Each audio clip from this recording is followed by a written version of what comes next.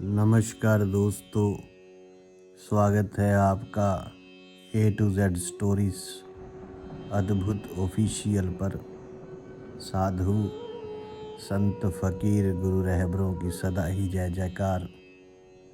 सतगुरु कबीर जी महाराज साहब जो हैं वे कहते हैं, चौपड़ माड़ी चौहटे सारी किया शरीर, सतगुरु दाव बताया खेले दास कबीर। सारी का मतलब पासा चौपड़ जो है, जो चौपड़ की बाजी होती है, मतलब जो आजकल की भाषा में जिसे लूडो कहा जाता है, सांप सीढ़ी का खेल भी होता है तो लूडो जिसे कहा जाता है। और ये जो चौपड़ है इसका बाजी इसकी लगी हुई है और ये सतगुरु कबीर जी महाराज साहब इस बाजी को खेल रहे हैं। लेकिन ये जो खेल खेल रहे हैं इसमें पासा क्या है? इसमें पासा है ये शरीर, ये वे चौपड़ नहीं है जो सांसारिक है। सतगुरु कबीर जी महाराज कहते हैं कि यदि चौपड़ खेलनी है, यदि ये लूडो का खेल खेलना है तो ये दुनियावी लूडो को छोड़ो, खेल ही खेलना है तो सतगुरु के साथ खेलो, उस कुल मालिक के साथ खेलो। सतगुरु दाव बताया और खेले दास कबीर। कि जो सतगुरु जो है वे दाव बता रहे हैं कि क्या दाव आपको लगाना है, कैसे चलना है। शरीर से पासे फेंके जा रहे हैं और सतगुरु दाव बता रहे हैं। और ये दास, ये कबीर, ये वही खेल खेल रहे हैं जैसे मेरे सतगुरु बता रहे हैं।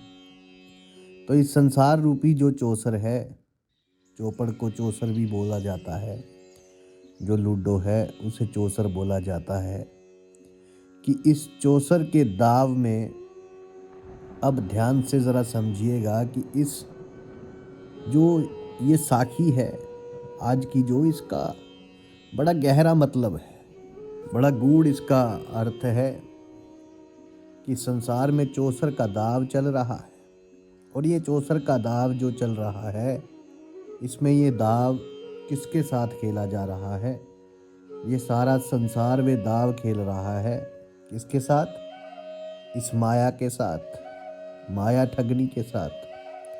माया है ये माया, ना किसी के साथ गई है, ना कोई लेके आया, लेकिन खेलता इसी के साथ है इंसान। ये इस माया को जीतना चाहता है, किंतु सतगुरु कबीर जी महाराज साहब कहते हैं किसके साथ वे खेल रहे हैं, ये दाव किसके साथ लगा रहे हैं? कबीर साहब दाव खेल रहे हैं उस परमात्मा के साथ। और उस परमात्मा के साथ खेलने में नफ़ा ही नफ़ा है, नुकसान कोई नहीं, इस बात को आप जान लीजिए। और उसी के लिए उन्होंने अपने इस शरीर को पासा बनाया हुआ है। जिस प्रकार पासा फेंका जाता है, इसी प्रकार इस शरीर से जो है कर्म किए जाते हैं। और वे कर्म कैसे करना चाहिए, प्रभु का नाम कैसे लेना चाहिए, सुमिरन कैसे करना चाहिए, बंदगी इबादत कैसे करनी चाहिए, ये दाव है। ये दाव कौन बता रहा है? सतगुरु जी बता रहे हैं, गुरु बता रहे हैं। कि जब सतगुरु दाव बताते हैं, बताते ही कि कौन सा कर्म करना है, कैसा कर्म करना है, दान पुण्य कहाँ करना है, कहाँ देना है, किस प्रकार रहनी है, किस प्रकार आपकी रहनी चाहिए, किस प्रकार आपको उठना बैठना चाहिए, किस प्रकार आपको बोलना चाहिए, किस प्रकार व्यक्ति की करनी होनी चाहिए, तभी वे इस संसार से, इस माया से मुक्त हो सकता है, नहीं तो नहीं हो सकता। तो वही चीज़ यहाँ पर सतगुरु कबीर जी महाराज साहब कह रहे हैं कि अब मैं मेरे परमात्मा के साथ दाव खेल रहा हूँ, उसी के साथ खेल रहा हूँ। और इस दाव में क्या होगा? इस दाव में यदि मैं जीत गया तो वे परमात्मा मेरा हो जाएगा, वो कुल मालिक, वो साहिब मेरा हो जाएगा। और यदि मैं हार ही गया तो मैं मेरे साहिब का हो जाऊंगा। मैं उस मालिक का हो जाऊंगा। तो यहाँ पर जो है नफ़ा ही नफ़ा है, नुकसान तो कुछ भी नहीं। यदि हार गए तो हम उसके हो जाएंगे, यदि जीत गए तो वो हमारा हो जाएगा। इस प्रकार अमीर खुसरो साहब ने कहा है, खुसरो बाजी प्रेम की जो मैं खेलूं पी के संग। अरे जीत गई तो पिया मोरा और हारी तो मैं पी के संग। सूफी संत है अमीर खुसरो साहब, फकीर हैं। कहते हैं कि मैं प्रेम की बाजी खेल रहा हूँ, अर्थात जो आत्मा है, मतलब जो आत्मा है, कभी जो अमीर खुसरो की, वो कहते जो ये मेरी आत्मा है, ये मेरी जो आत्मा है, ये प्रेम की बाजी खेल रही है उस मेरे मालिक के साथ, मेरे गुरु के साथ, मेरे मुर्शिद के साथ। यदि ये बाजी जीत गई तो वे मेरे हो जाएंगे, और यदि मेरी आत्मा इस बाजी को हार भी गई तो मैं उस परमात्मा की हो जाऊंगी। तो यही तो भाव होना चाहिए, यही तो प्रेम है। लेकिन ये प्रेम की बाजी ही तो खेलना सबसे मुश्किल काम है। लोग यही तो नहीं खेलते। लोगों को चाहिए माया। अब माया, जो पहले मैंने कहा, ये माया है, ना किसी के साथ गई है और ना ही कोई लेकर आया। मन लेकर आए हैं, माया नहीं। देखिए माया कौन लेके जाएगा? ये जो माया है, जगत माया, इसको कौन लेके जाएगा? सुबह उठते हैं, चले हैं भाग दौड़ करने धन के पीछे, लेकिन वो साथ में तो नहीं जाएगी। हाँ, इस जीवन में जितना जो आवश्यक है वो तो आवश्यक है ही, वो आप कीजिए, लेकिन बिल्कुल एक ही चीज के पीछे भागते रहना। माया धन के पीछे भागते हैं, भागते रहते हैं।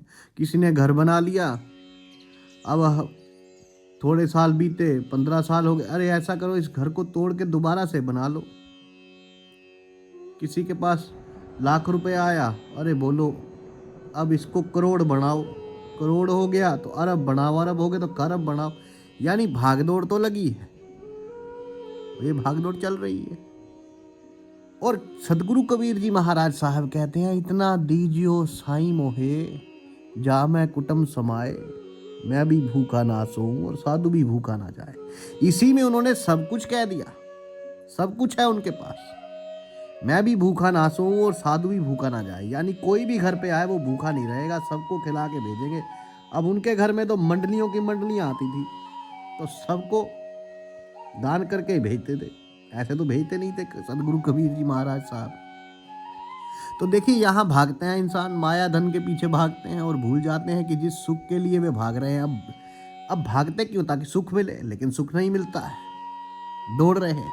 वास्तव में वे उसी सुख के पीछे भाग रहे हैं जो उन्हें नहीं मिलेगा, बल्कि वो ये भूल गए कि जो पीछे हमने छोड़ दिया वही तो सुख था, वही तो सुख था।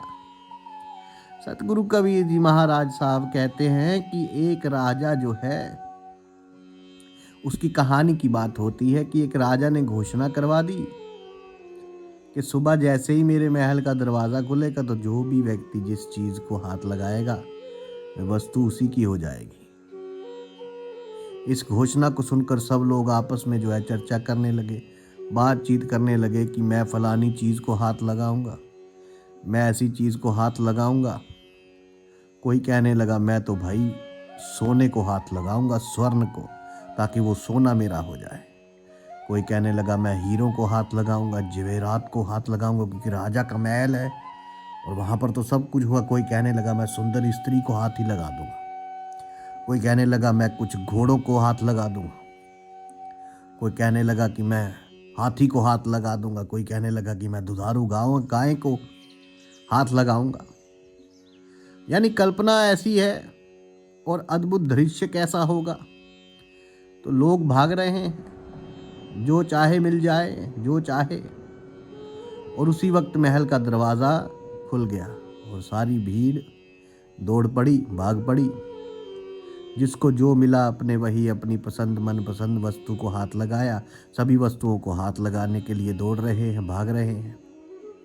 ज़रा एक पल इस पर विचार कीजिए कि कैसा होगा वो समा। दरवाज़ा खुला और सब भाग रहे हैं, उसी के पीछे कितना जो है अद्भुत दृश्य है।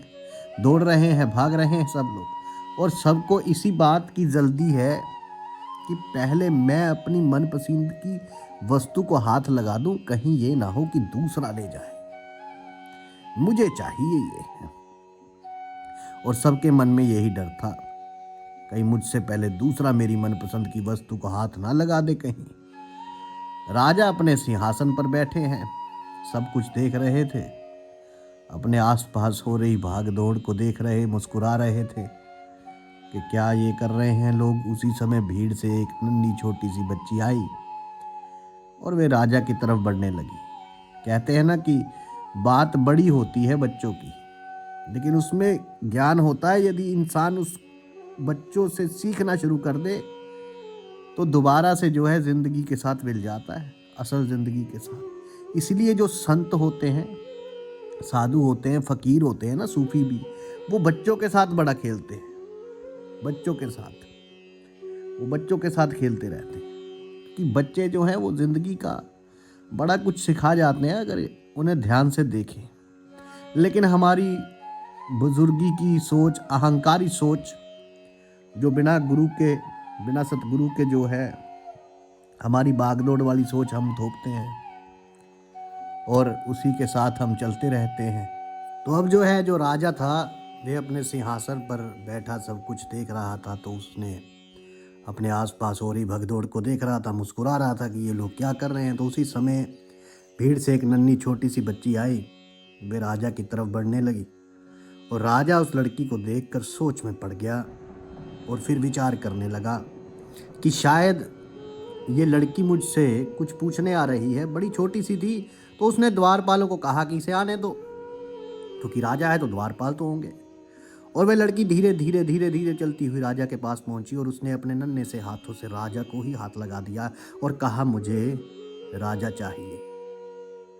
और राजा को हाथ लगाते ही राजा उस लड़की का हो गया और राजा की प्रत्येक वस्तु भी उस लड़की की हो गई। जिस प्रकार उन लोगों ने, जिन लोगों को मौका दिया, राजा ने उन लोगों ने गलती की ना, क्योंकि राजा ने मौका दिया कि जिसको मर्जी हाथ लगा दो तो वो चले अब चीज़ों को हाथ लगाने। लेकिन जिसने राजा को ही छू लिया, राजा ही उसका हो गया, तो सब कुछ उसका हो गया।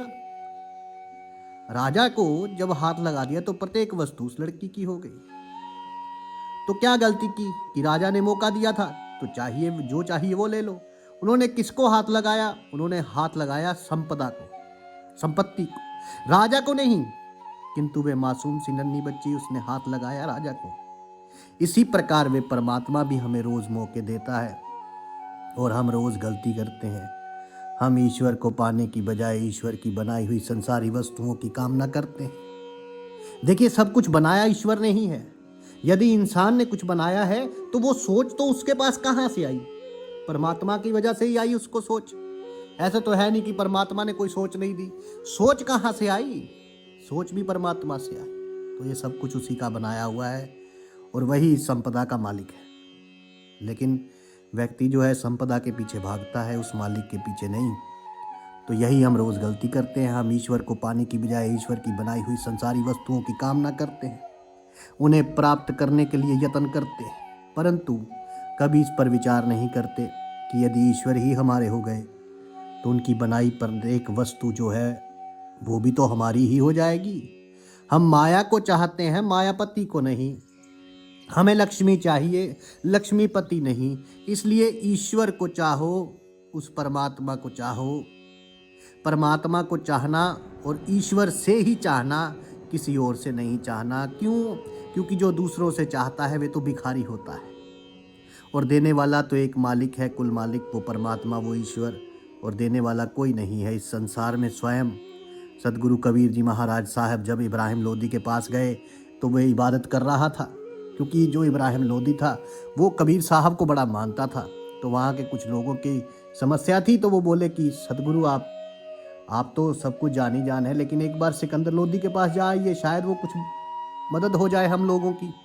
तो कबीर साहब बोले कि तुम लोगों के लिए जा आता हूँ। तो कबीर साहब वहाँ गए, कुछ लोगों के कहा था सिकंदर लोदी के पास, जो उसका नाम इब्राहिम लोदी था, उसी को लोग सिकंदर भी बोल देते हैं। तो हालांकि सिकंदर कोई और था, लेकिन उसका नाम सिकंदर लोदी भी रखा हुआ था।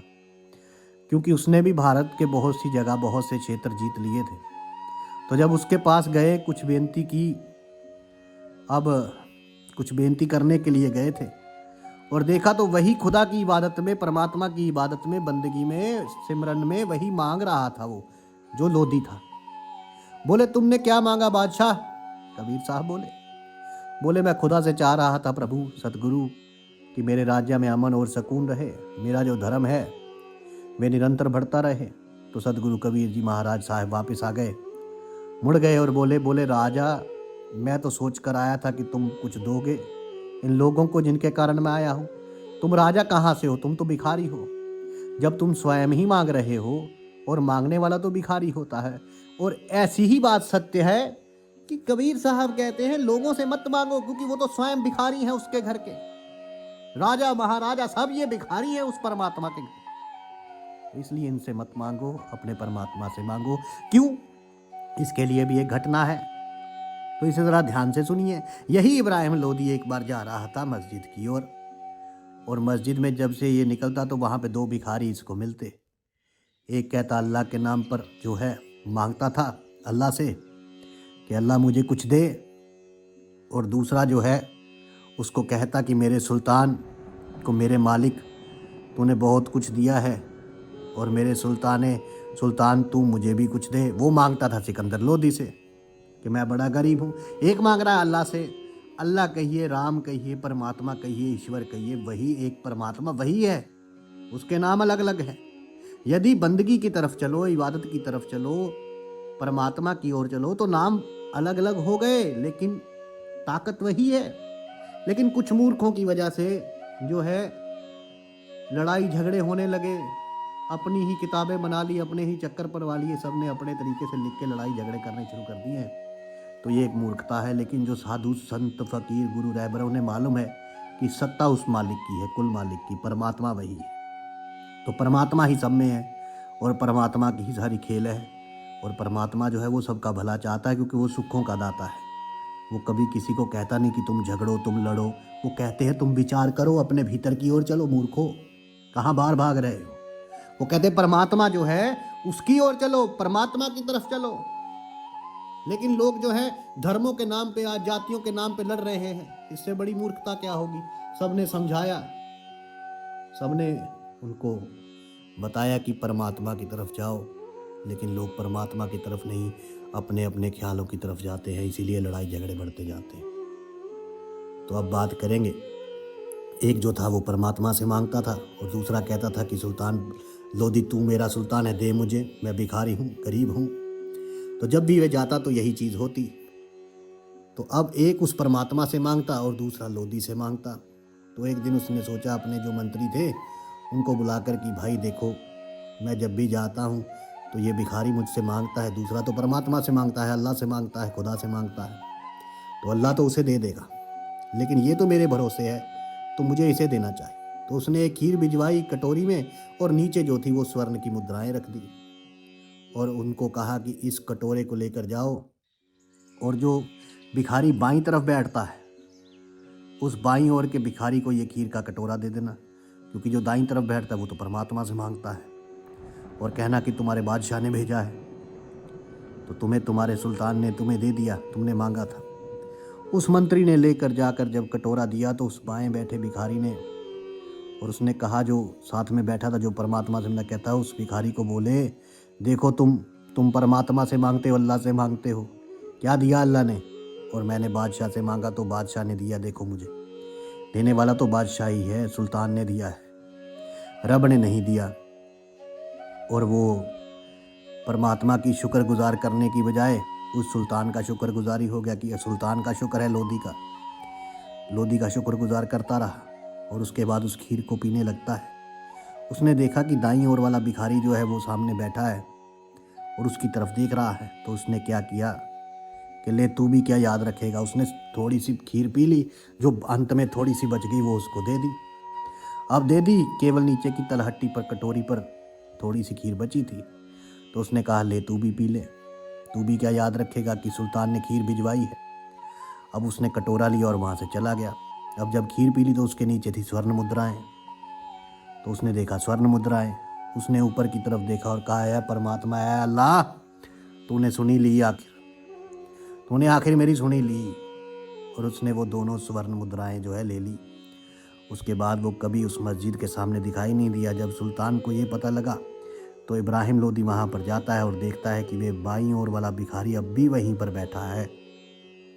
उसने कहा कि भाई ये क्या हुआ, मैंने तो तुझे स्वर्ण की मुद्राएं दी थी, तू अभी भी यही मांगता फिर रहा है।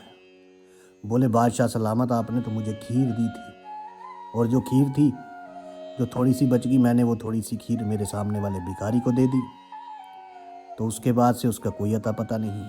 तो सुल्तान कहने लगा कि भाई ये मेरी गलती तो नहीं है, लेकिन आज मैं तेरी वजह से समझ गया कि जो सतगुरु कबीर जी महाराज ने कही थी कि मैं भिखारी ही हूँ और देने वाला वास्तव में वे ऊपर वाला है।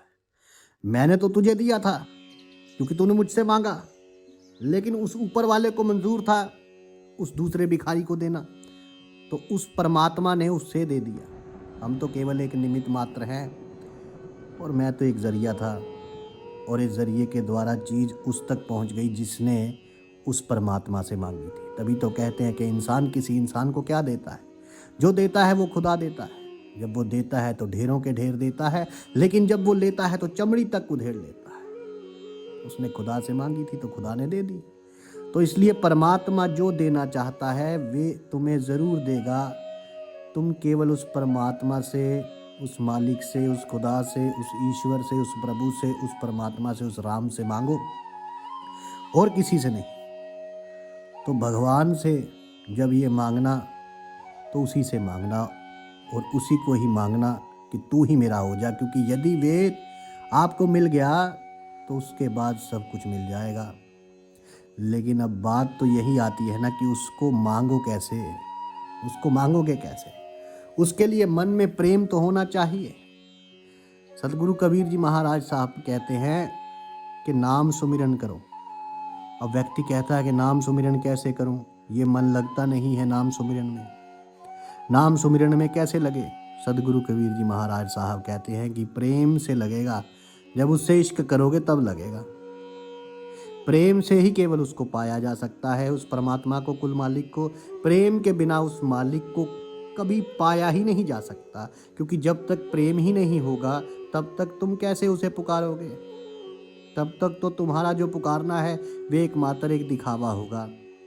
आजकल के लोग भी यदि आप देखेंगे तो कहेंगे हम पूजा कर रहे हैं।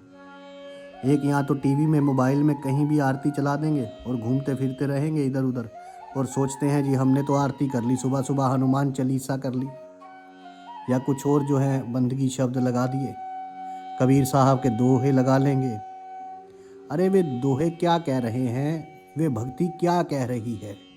हनुमान जी ने अपने सीने में जो है रामचंद्र जी का, उस राम का जो है दीदार करवा दिया था सबको। इतना प्रेम किया राम से, तो जाकर उनको वो नज़ारा मिला। उस चीज़ की तरफ हम ध्यान नहीं देते हैं, वो दोहे चला देते हैं, बस कानों में संगीत पड़ रहा है और सोचते हैं कि हम भजन बंदगी करते हैं, हम बड़े धार्मिक हैं। अरे ये तो दिखावा है, ये पखंड रह गया। हाँ, लेकिन यदि आप उसको सुनकर भक्ति में लीन हो जाते हैं, उसका नज़ारा लेते हैं, तो फिर वो पखंड नहीं रहता। तो यदि भक्ति करनी है तो वास्तव में भक्ति कीजिए, पखंड मत कीजिए। क्योंकि यदि आप दुनिया को दिखाने के लिए अच्छे वस्त्र धारण करते हैं, छाप तिलक जो है सब कुछ करते हैं, और जिनको परमात्मा से मोहब्बत हो गई वो कहते हैं छाप तिलक सब छीन ली रे मुँह से नैना मिला के, कंठी माला पहनते हैं और उसके बाद मन कहीं और चल रहा है और हाथ में माला चल रही है। तो सतगुरु कबीर जी महाराज साहब कहते हैं, मनवा तो चाह दिस फिरे, ये तो सिमरन नाही, ये सुमिरन नहीं है, सुमिरन प्रेम से होता है। और ये प्रेम की गली बड़ी संकरी होती है, यहाँ दो नहीं रहते, यहाँ उस मालिक के साथ एक होना पड़ता है। क्योंकि जब मैं था तब हरि नाही, अब हरि है अब मैं नाही। अब प्रेम गली अति सांकरी, तामे दोनों समाए। तो प्रेम की गली ये बड़ी संकरी होती है, तो सवाल ये उठता है कि फिर सतगुरु कबीर जी महाराज साहब से कि प्रेम कैसे किया जाए, कैसे उस कुल मालिक को उससे मांगा जाए, किस प्रकार से ऐसी युक्ति की जाए कि हमारा मन उससे प्रेम करने लगे। तो सतगुरु कबीर जी महाराज साहब कहते हैं कि जब तक आप प्रसंग सुनोगे नहीं, जब तक आप उसको गाओगे नहीं, आपके मन में प्रेम कैसे आएगा। हम किसी से प्रेम कब करते हैं? हम किसी से प्रेम करते हैं जब हम पहले उसके बारे में सुनते हैं, अच्छा सुनते हैं, उसकी कमियां नहीं सुनते। कमियां सुनने से हमारे मन में ईर्ष्या आती है। हम पहले उसके बारे में अच्छा सुनते हैं, और जब अच्छा सुनते हैं तो मन ही मन हम उससे प्रेम करने लग जाते हैं। कोई व्यक्ति यदि जिसके बारे में आप अच्छा सुनते होंगे, आपके सामने यदि वे व्यक्ति आ जाए तो आपके चेहरे पर, आपके अधरों पर मुस्कान आ जाएगी और आप स्वयं ही उसके सामने हाथ जोड़ लेंगे। चाहे फिर कोई गुरु हो, मुर्शिद हो, चाहे फिर कोई आपसे बड़ा हो, चाहे आपसे कोई छोटा ही क्यों ना हो, आपके मन में उसके प्रति प्रेम और श्रद्धा का भाव आ जाएगा। तो सतगुरु कबीर जी महाराज साहब कहते हैं, इसी प्रकार श्रवण करना, कीर्तन करना, अरे भजन करना, इसके द्वारा प्रेम बढ़ता है। क्या श्रवण करना, क्या भजन करना? भजन करना मतलब उस प्रभु के जो गुण हैं उनको गाना, उसकी जो कृपा है उसको गाना, उसकी जो दया है, जो वे हमारे लिए कर रहा है उसका गुणगान करना, और उसके जो किए हुए परोपकार हैं हमारे ऊपर, जितने उपकार किए हैं उन सभी का धन्यवाद देना। ऐसे ऐसे प्रसंग सुनना जो भक्त और भगवान के लिए है। भगवान ने भक्तों के लिए क्या क्या किया उस सब को सुनना। जब आप सुनेंगे तभी तो आपके भीतर, आपके अंदर प्रेम जागृत होगा। जिस प्रकार आप किसी व्यक्ति के बारे में अच्छा सुनते हैं तो आपके मन में उसके प्रति क्या होता है? सहानुभूति, उसके प्रति प्रेम और श्रद्धा जागृत हो जाती है। आप किसी गुरु के पास जाते हैं तो क्यों जाते हैं? क्योंकि आपने किसी से उनकी प्रशंसा सुनी है। इसी प्रकार प्रभु की प्रशंसा सुनने से प्रभु के प्रति प्रेम जागृत होता है। किंतु यदि आप सुनेंगे कि नहीं, भक्त और भगवान की कथा तो ये कोरा सा ज्ञान है, ये ज्ञान आपकी केवल जानकारी बनकर फिर रह जाएगा। क्यों? क्योंकि ये आपके हृदय में नहीं उतरेगा।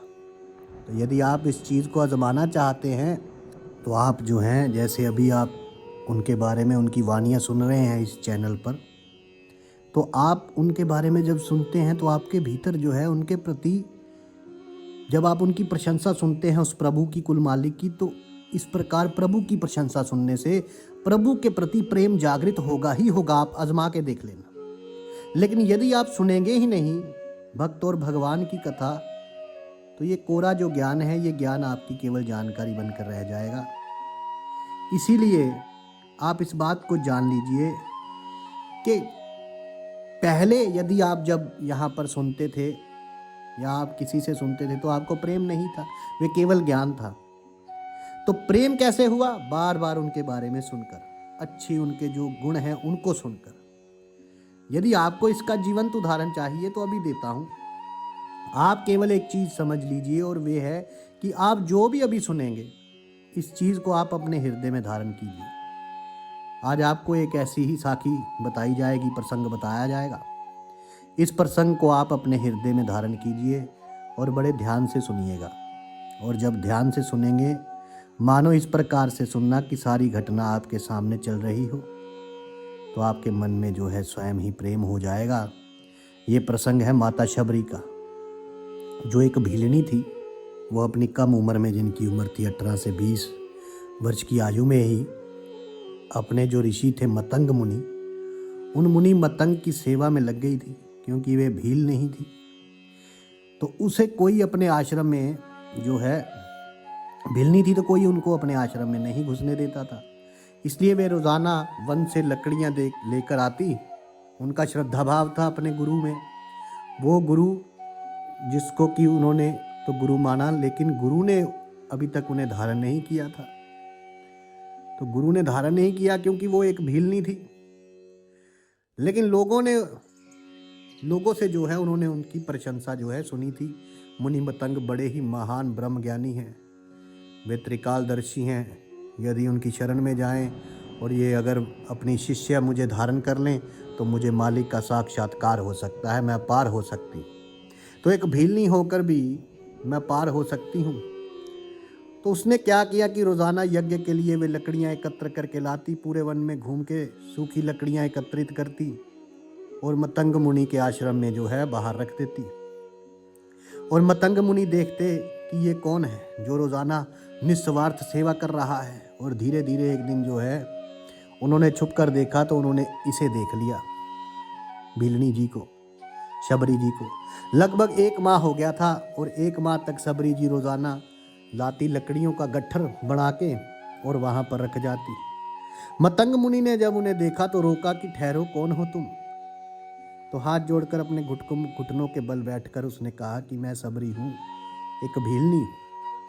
मैंने सुना है कि गुरु की सेवा से जो है, गुरु की सेवा को लोग तरस जाते हैं। आप मुझे अपना शिष्य स्वीकार नहीं करेंगे, इसलिए मैंने सोचा क्यों ना मैं गुरु की सेवा के माध्यम से ही कुछ पुण्य अर्जित कर लूं। तो मतंग मुनि जो थे उनकी बात से बड़े प्रसन्न हुए और उन्हें अपनी शिष्या बना लिया। और उसके बाद जब वे वहाँ से देवलोक जाने लगी, उस आश्रम को छोड़कर जब जाने लगे तो माता शबरी भी उनके साथ जाने की जिद करने लगी। आयु मात्र 18-20 वर्ष रही होगी। वे मतंग मुनि का हाथ पकड़ रोने लगी कि मुझे भी साथ ले चलिए। लेकिन शबरी जी को रोते हुए देखकर जो मतंग मुनि थे वे महर्षि जो है व्याकुल हो उठे। उन्होंने समझाया कि पुत्री, इस आश्रम में एक दिन जो है भगवान आएंगे, तुम यहाँ प्रतीक्षा करो, तुम्हें इसी प्रकार से ही भगवान मिलेंगे। आपका बड़ा ही सेवा भाव है, तो आपने मेरी बड़ी सेवा करी, अब आप प्रभु की सेवा करना और वे आएंगे, ज़रूर आएंगे। अबोध शबरी इतना अवश्य जानती थी कि गुरु का वाक्य जो है सत्य होकर ही रहेगा, क्योंकि गुरु बोले सहज स्वभाव, गुरु का बोला बिरथा ना जाए। तो अब देखिए कितना दृढ़ निश्चय था माता शबरी का अपने गुरु के वाक्य पर। उन्होंने फिर ये पूछा कि कब आएंगे। यदि किसी को सब्र ही नहीं हो, अगर किसी को विश्वास ही नहीं हो, तो वे ये प्रश्न पूछेगा ही नहीं। लेकिन उन्होंने पूछा क्योंकि उनका विश्वास था गुरु जी पर। तो अगर गुरु जी कह रहे हैं आएंगे तो अवश्य आएंगे, लेकिन कब आएंगे? तो महर्षि मतंग जो कि त्रिकालदर्शी थे, भूत भविष्य वर्तमान जो है उनमें वो सब कुछ जानते थे। तो उन्होंने शबरी जी के आगे घुटनों के बल वे बैठ गए और शबरी को नमन किया। क्यों नमन किया? आसपास के उपस्थित सभी ऋषि जो थे असमंजस में डूब गए कि ये उलट कैसे हुआ, यहाँ एक गुरु शिष्य को नमन करे, ये कैसे हुआ? लेकिन महर्षि के तेज के आगे कोई बोल ना सका। महर्षि मतंग बोले, पुत्री, अभी उनका जन्म नहीं हुआ है, अभी तो दशरथ जी का लगन भी नहीं हुआ है, उनका कौशल्या से विवाह होगा, फिर भगवान की लंबी प्रतीक्षा होगी, किंतु उन्हें पुत्र की प्राप्ति नहीं होगी। फिर वे सुमित्रा जी से विवाह करेंगे, तब भी उन्हें पुत्र की प्राप्ति नहीं होगी। उसके बाद उनका विवाह कैकई से होगा, किंतु फिर से उन्हें प्रतीक्षा करनी पड़ेगी। उसके बाद फिर वे जन्म लेंगे, फिर उनका विवाह माता जानकी जी से होगा, फिर उन्हें 14 वर्ष का वनवास होगा और फिर वनवास का जो आखिरी वर्ष होगा उसमें माता जानकी का हरण होगा। तब उनकी खोज करते हुए वे आपके पास आएंगे।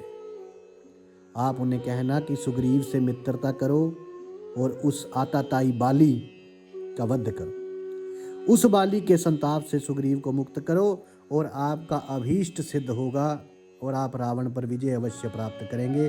ये आप उन्हें हमारी तरफ से ज़रूर कहना। तो शबरी जी जो थी एक क्षण के लिए किंग कर्तव्य विमूढ़ हो गई।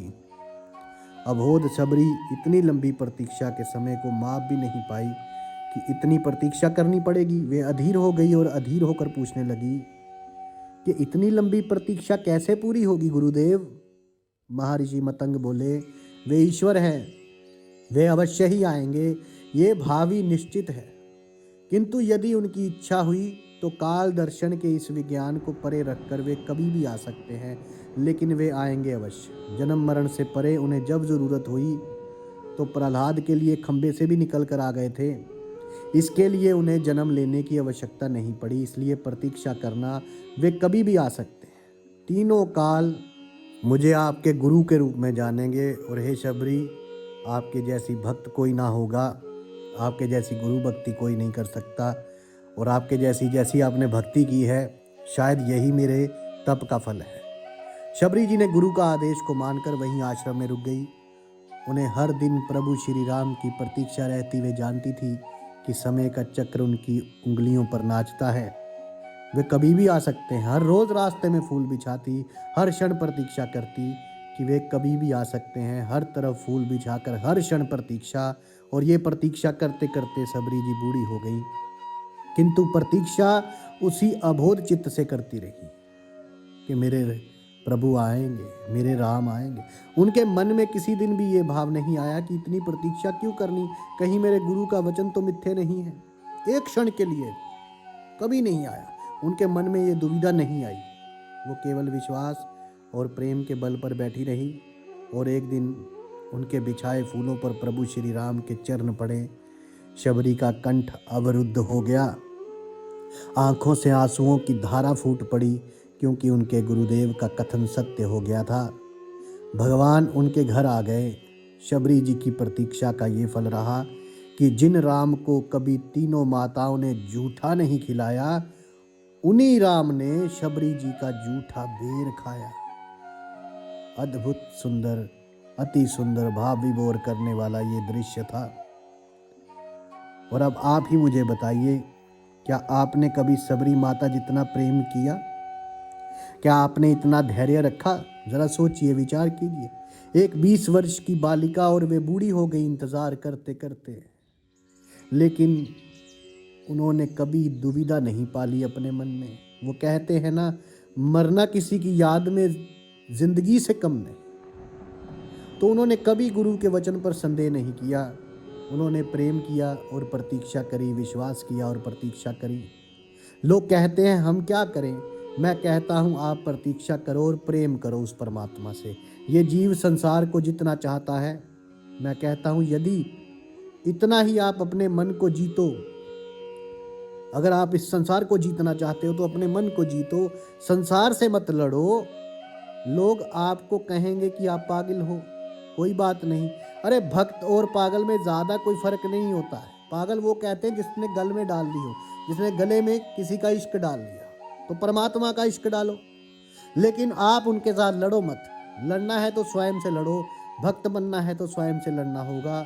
यदि भक्त बनना है तो अपने मन को जीतना होगा। ये लड़ाई आपके जो है भीतर की है, बाहर की लड़ाई नहीं। इसलिए यदि आप जीतना चाहते हो तो स्वयं से लड़ो और स्वयं पर विजय प्राप्त करो, और स्वयं से लड़ाई आप जो है जीत पाओगे। लेकिन तब जीत पाओगे जब तक आप प्रभु के सब कुछ भरोसे ना कर दो, सब कुछ उसके भरोसे कर दो। लेकिन तब तक नहीं जीत पाओगे जब तक स्वयं को प्रभु के ही भरोसे ना कर दो। जो गुरु ने कहा उसके भरोसे हो जाओ, जो सतगुरु का आदेश हो उसके भरोसे हो जाओ। उनको कहो कि हे मेरे कुल मालिक, जो आपने दिया उसके लिए आपका धन्यवाद, जो आपने नहीं दिया उसके लिए भी धन्यवाद। देने वाला भी तू है और लेने वाला भी तू है, सब कुछ तेरा है। तेरा तुझको सौंप दूं, क्या लागे सो मेरा। जरा सोचिए, सब कुछ तेरा तुझको सौंप दूं, क्या लागे सो मेरा। मेरा मुझ में कुछ नहीं, जो कुछ है सो तेरा। जो कुछ है तुझी ही सौंप रहा हूँ, तूने ही दिया है, मेरा इसमें कुछ भी नहीं है। मैं स्वयं भी तेरा ही हूँ। मेरे भीतर यदि कुछ कोई कर रहा है और कुछ वे करने वाला है, वे भी तू ही है, और करवाने वाला भी तू ही है। संत दादू साहब कहते हैं, करे कराए साइयाँ मन में लहर उठाए, दादू सिर धर ओर के आप अलग हो जाए। कि करने वाला और करवाने वाला केवल और केवल वे कुल मालिक है और कोई नहीं। इस विश्वास पर रहो कि वे सब कुछ कर रहा है, और एक दिन वे आएगा, और ज़रूर आएगा। वे आपको दर्शन देगा। आप अपने साथ जो है आपको अपने साथ एक करेगा, ये दृढ़ निश्चय आप मान कर चलिए। जो भी लोग आज इस सत्संग को, इस रहमत की यात्रा को, इस प्रभु यात्रा को, इस प्रकाश यात्रा को, इस प्रसंग को सुन रहे हैं, इस प्रसंग से आप सीखिए कि प्रभु आते हैं। अपने भक्त का जो विश्वास है और वो उसकी परीक्षा तो लेते हैं, समय ज़रूर लगता है, किंतु वे आते हैं, अवश्य आते हैं। किसी ना किसी रूप में वे ज़रूर आते हैं। कभी वे मानव के रूप में आते हैं, कभी वे नरसिंह के रूप में आते हैं, कभी वे कबीर साहब के रूप में आते हैं, कभी किसी संत के रूप में आते हैं, कभी किसी फ़कीर के रूप में आते हैं, कभी वे मुनिंद्र के रूप में आते हैं, कभी वे दादू साहब के रूप में आते हैं, कभी वे नानक जी के रूप में आते हैं, कभी वे संत रविदास जी के रूप में आते हैं, वे संत के रूप में आते हैं, कभी वे साईनाथ के रूप में आते हैं। वे सतगुरु के रूप में हैं, वे अवतार के रूप में हैं, वे हर रूप में हैं, वे सगुण भी हैं, वे निर्गुण भी हैं, वे गुणातीत भी है। सब कुछ वे मालिक ही तो है। और जब सब कुछ मालिक ही है तो वे कभी भी किसी भी रूप में आ सकते हैं। बस आपके भीतर वे देखने की नज़र होनी चाहिए, और ये नज़र मिलेगी आपको प्रेम से। बिना प्रेम न मंजिल मिलती है, बिना प्रेम न बनती है बात। जब प्रेम होगा तो जैसे ही वे मालिक आपके पास आएगा, आपकी दिल की धड़कनें बढ़ जाएंगी, आपके मन में एक अजीब ही आनंद पैदा हो जाएगा। आपको हृदय को मानो ऐसा लगेगा कि कोई है जो मेरे नज़दीक है, हमेशा नज़दीक है। आप दूर हो मगर ये एहसास तो होता है कोई है जो हर पल इस दिल के पास तो होता है। अरे याद तो आती है रब सबकी, मगर लेकिन आपका याद जो आना है वो कुछ खास होता है। तो कोई है जो मेरे आसपास है, कोई है जो मेरे हर संकट को दूर कर रहा है, कोई है जो मेरे हर सुख का भागीदार है, हर दुख का भागीदार है। कोई तो है जिसे मैं देख नहीं पा रहा, किंतु वे सब कुछ देख रहा है। कोई है जिसकी आवाज़ मैं नहीं सुन पा रहा हूँ, लेकिन वे मेरी अनकही हर प्रार्थना, हर इबादत, हर बंदगी को सुन रहा है, हर पूजा को सुन लेता है। कोई तो है और वे मालिक ही है, वो मेरा सतगुरु ही है, वो मेरा दाता ही है, वो मेरा राम ही है। मेरा राम भी वही है, मेरा शिव भी वही है, मेरा प्रभु वही है, मेरा अल्लाह वही है, सब वही तो है। और वे आएगा, वो ज़रूर आएगा, वे दर्शन देगा, आपके हृदय में वे विराजमान होगा, आपको आपके हृदय में वे दीदार देगा। संसार आपको कहेगा कि ये पागल है, लेकिन वे कहेगा कि तू मेरा भक्त है, तू मेरा प्रेमी है। जिस प्रकार मंसूर को लोगों ने सूली पे चढ़ा दिया, उसने यही कहा कि अनल हक, कि मैं ही अल्लाह हूँ, मेरे भीतर अल्लाह है, हर जगह वो अल्लाह है। लेकिन लोगों ने नहीं माना, उसे सूली चढ़ा दिया, लेकिन परमात्मा ने उसे गले से लगा लिया। इसीलिए तो आज उनकी बातें होती हैं। तो वो जो परमात्मा है वो कहेगा कि नहीं तू मेरा प्रेमी है, और वो आपको अपने साथ एक कर लेगा।